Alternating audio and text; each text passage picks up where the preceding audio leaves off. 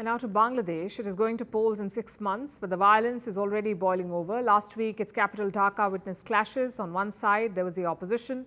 They want elections under a caretaker government. Tens of thousands of them took to the streets. They demanded Prime Minister Sheikh Hasina's resignation.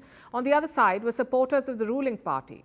They called it a peace rally, but things in Dhaka were barely peaceful. Anti-government protesters blocked roads. Police fired rubber bullets and tear gas. There were clashes with pro-government marchers. Stones were pelted, vehicles were torched, and hundreds got injured.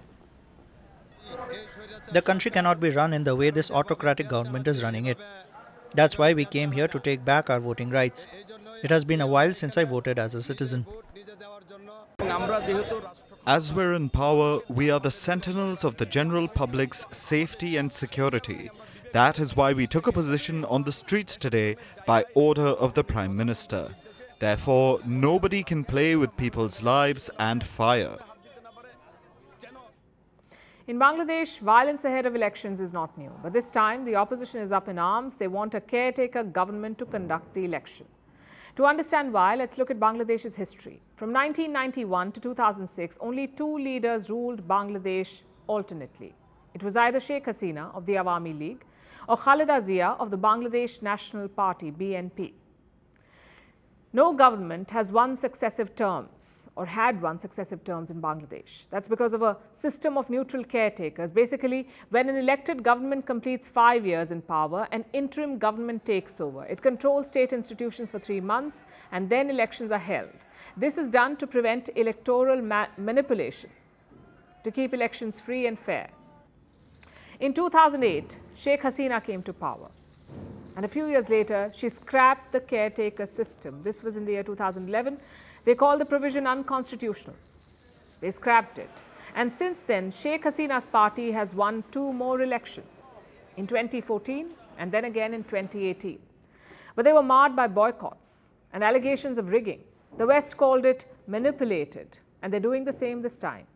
We are concerned about the reports of intimidation and political violence in Bangladesh surrounding this weekend's political protests.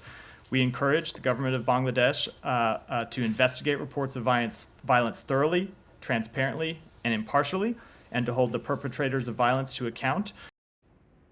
The US has announced visa curbs for those who undermine the vote. The EU too is mulling restrictions. The Hasina government says the polls will be free and fair. The opposition is not convinced though, especially the BNP.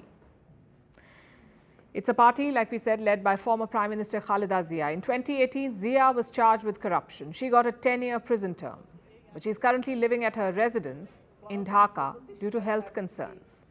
Her absence has led to a power vacuum in the BNP, her party. After she was jailed, her son, Tariq Rahman, became the party's acting chief. But now he's living in exile in the UK. He too has legal troubles. He's been sentenced to 9 years in jail. So that leaves the party's Secretary General, a man called Mirza Fakhrul Islam Alamgir. He may not be a crowd puller like Khaleda Zia, but he is the party's only face on the ground right now, and he is the one leading the anti-government protests.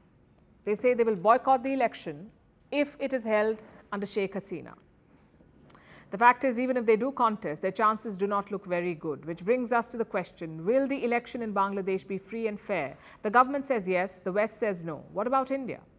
Well, unlike the West, India is not commenting. Bangladesh is India's friend and neighbor.